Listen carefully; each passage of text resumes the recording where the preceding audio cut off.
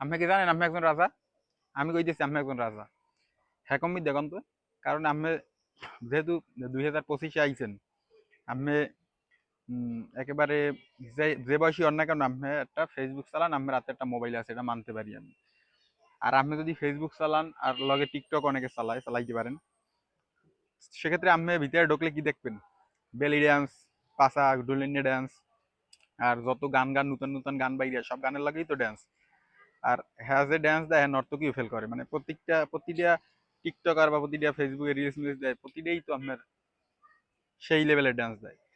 তাহলে হ্যাঁ চিনতে পারেন আগের কালে যে রাজারা, হেরা কিন্তু ই করতে আমের অনেক কাজ বাজ করার পর, মানে কাজ তো ওরা বেশি করতে না, আলাদা তো প্রজা খাটাইতে, কিন্তু আমরা কি করতে ওরা ওই বিভিন্ন ধরনের খাওন টাউন খাইতে। খাওন আপনি একটা জিনিস দেখবেন, বেশি বেশি যদি খায় তাহলে এই ক্ষেত্রে কিন্তু শরীরের ভিতরে একটা জ্যাম তৈরি হয় এবং বেশি লালসা তৈরি হয়। মানে খারাপ জিনিস দেখার প্রতি একটা লালসা তৈরি হয়, কাম বাসনা জাগে।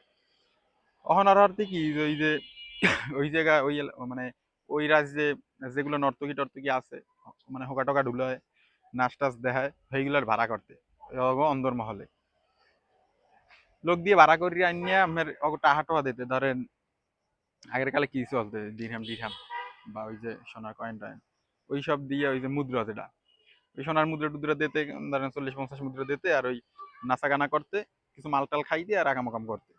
ওরা একটা ফিল ওইতে কি এটা রাজা রাজা ফিল, যেহেতু আগেরকালের রাজাটা এরকম উপভোগ করছে এখন জীবনটা। এখন আমি কিন্তু এটা রাজা। আর আমি চিন্তা করি আহ, এই যে আমরা আমাকে ওই জেনারেশন বা পরে যারা আইবে এরা আরো রাজার থেকেও বড় রাজা। যদিও আমরা খয়রাতি করি কিন্তু আমরা রাজা।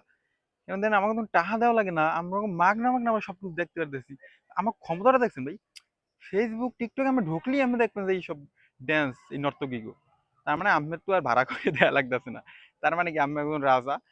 যেহেতু আমরা এইগুলো দেখতে পারতেছি, তার মানে আমরা অবশ্যই আমাদের রাজার মতো একটা ফিল আছে।